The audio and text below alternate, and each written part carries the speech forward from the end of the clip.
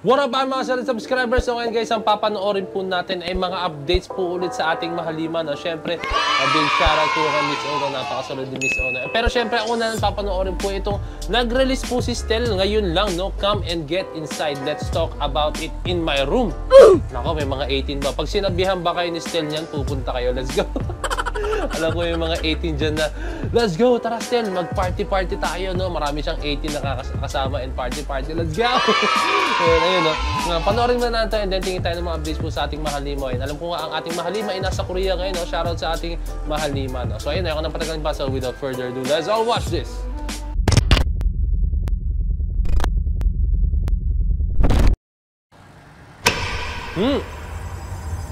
Bruno Mars vibe.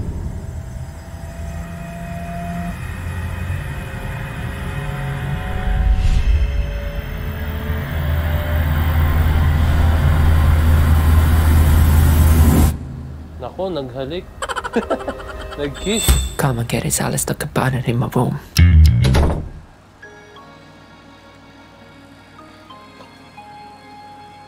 Stel, ba't ka ganyan? Guys, ang ganda, promise.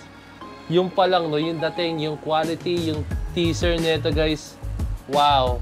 I think isa to sa mga magiging napakagandang solidong project po ng ating mahalima, no? Solo project ng ating mahalima, no? May kita natin yan. Pero guys, lahat po na nirelease nila napaka-quality po, no?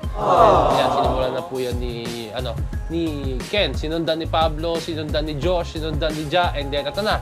Ang pinakahihintay ng lahat, Stel, let's go, no? Alam mo naman yung Stel, inabangan na kanahin matagal na po talaga. No? So ito na po, panoorin na po natin yung mga updates naman sa ating mahalima, no? Basahin guys, abangan natin yan ha, June 14, itong room guys, no? Panoorin natin yan. Mark your calendars na, let's go. So ito na, tingin pa tayo ng mga updates. Pablo reminds fans after a Las Pilipinas player, Cici Rondina, got messaged by a fan.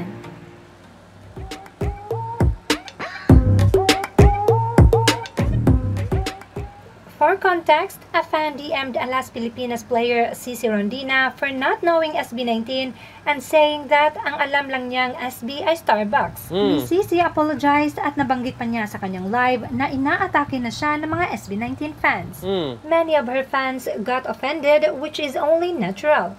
At sa pagmamarunong na ito ng isang fan at sa iilang sumang-ayon sa ginawa nito, the issue backfired and now the fandom is getting attacked at ang mas malala pa ay pati ang SB19 binabash na. Ginawa din itong opportunity ng iilang mga SB19 haters na sumakay sa issue gaya na lang nitong isang Bini fan na nagpanggap na 18 to incite more hates. Ito din ang account na nireplyan ni Stel. To summarize this, ito din ang account na nagpanggap na 18 to incite more hates. What the? Isang Bini fan, ilang mga SB19 haters na sumakay sa issue gaya na lang nitong isang Bini fan na nagpanggap na 18 to incite more hates. Ito din ang account na nireplyan ni Stel. Okay, nag-reply. So, basahin mo na itong sinabi, no? Unang sinabi nung Peach. Hindi. Basahin mo natin sa isa. I think, damn. Ba't may mga ganito? Okay. Oh boy, you shouldn't have messed with PH volleyball community. The next few days are gonna be hell for you. Not Ateneo related, but we stand with Cici Rondina, the woman who brought pride to the Philippines through the years. Okay? Tingnan natin yung susunod na sinabi. Ito ng isang fan at sa iilang sumang-ayon sa ginawa nito, the issue backfired and now the fandom is getting attacked at ang mas malala pa ay pati ang SB19 binabash na. Ginawa din itong opportunity ng iilang mga SB19 haters. Shortcake, sabi ni Shortcake, no? Pero at BGY of flop yung sinabi niya, no? I support Cici pero nag-top na ba sa iTunes si Cici katulad ng aming mahalima? Okay? Let's continue to celebrate our achievements, honor our roots, and uplift one another. For together, we embody the strength and resilience of the Filipino spirit. Okay? Na sumakay sa issue gaya na lang nitong isang Bini fan na nagpanggap na 8. Yung may bagong release na naman pala, SBOT Shed 19. Hindi ko alam yun, guys, ano yun. Pero sa ganap ng Bini sila nakaabang. 18 to incite more hates. Okay? Alam mo yan yung mga ayaw ko yung mag-hate kayo or gagawa kayo ng kalokohan tapos magbabanggit pa kayo ng artist or P-pop group, no? Or fandom or what, no? Kung gagawa kayo ng kalokohan, wag na po kayo magbanggit ng ano kasi madadamay po eh. Pero wala tayong magagawa yung mga ganyan talagang tao. Okay, nag-reply po si Stel dito. Nistel, to summarize, I personally don't tolerate this kind of behavior. Stop this. Na-trigger na si Stel. this, the chaos started when an 18 DM'd Miss Sisi. Now, hindi justified na ibash ang SB19 Damn. Ba't niya pini-M? Sobrang nun. for something that they have not done. Pero yun nga lang, maiiwasan sana ito if we know our limits as a fan and our boundaries. And this is the reason why Pablo released his official statement. Okay. Our goal as a team since we started hasn't changed. Iangat ang kulturang Pinoy sa global stage. So, iangat ang kulturang Pinoy. Ito, dito ko naiinis eh. Merong iba nagsasabi na dapat isa lang daw ang suportahan, no? Dapat daw ang suportahan daw natin is isa lang. Huwag daw tayo suporta ng ito. Guys, pareho po itong Pinoy. Bakit hindi tayo mag-ano, guys? So, tingnan niyo si Pablo, ang pinuno. Suportado niya ang lahat ng P-pop group. Hindi lang P-pop group, lahat ng artists, guys, no? So, ano ba naman tayo para hindi mabilib sa sinasabi ni Pablo and sumunod sa sinasabi ni Pablo, no? So, kung idol na si Pablo, dapat maintindihan natin yung mga sinasabi niya na talagang, kahit ako talaga, mga sinasabi ni Pablo, sobrang makabuluhan po talaga, guys, no? So, sana lang, itigil na po natin yung mga ganito, no? Na isa lang, kung isa na susuportan, isa lang, tapos wag sumuporta sa isa. Damn. Okay? Simulat sa pool, work really hard towards that one goal regardless of the challenges. And we know na hindi kami nag-iisa sa goal na to dahil marami pang ibang Pinoy ang nagsusumikap at nagsasakripisyo para sa layon na ito. To 18, salamat sa lahat ng suporta at pagmamahal na binigay niyo sa amin. Wala kami kung wala kayo. Sana lagi niyo tatandaan kung bakit 18 ang pangalan ng fandom natin, no? We share our victories sa 18 lahat to, no? So sa atin lahat to, sa atin po lahat to, no? So dinamay ni Pablo, no? Hindi niya sinabi na sa akin, sa amin lahat to, no? Talagang sa atin lahat. Generalize niya talaga, guys, no? Please stop na po yung mga hate na kainis na. Okay. Respect and acknowledge na hindi lahat ng tao aware or kilala ang grupo namin. Hindi rin sa lahat ng oras, everyone will hold favorable opinion of us. That's fine. There's a reason to spread hate.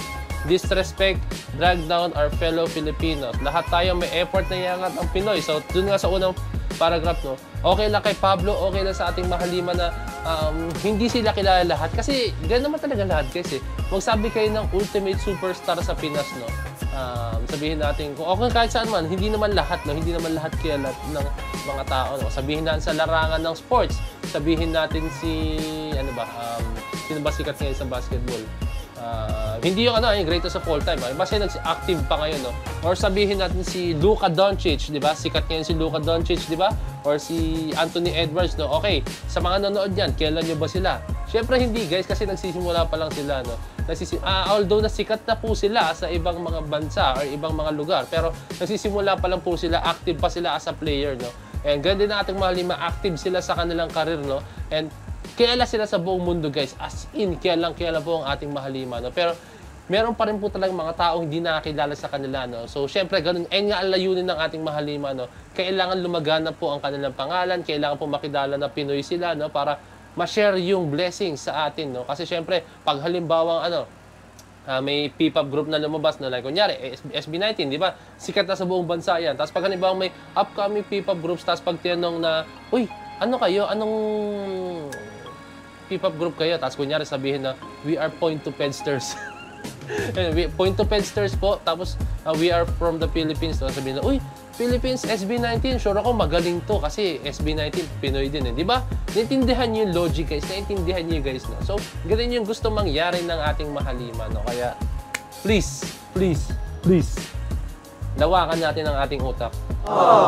Ayon sa kanya, respect and acknowledge na hindi lahat ng tao. Hindi ko tapos yun. Lahat tayo may effort na hindi kailangan ikumpara kung sino mas magaling o mas marami nagawa. Lahat may pinaghirapan, lahat may nilaban, dapat hilahan pataas kasi isa rin naman ang goal natin. Tama! Let's go, Pab!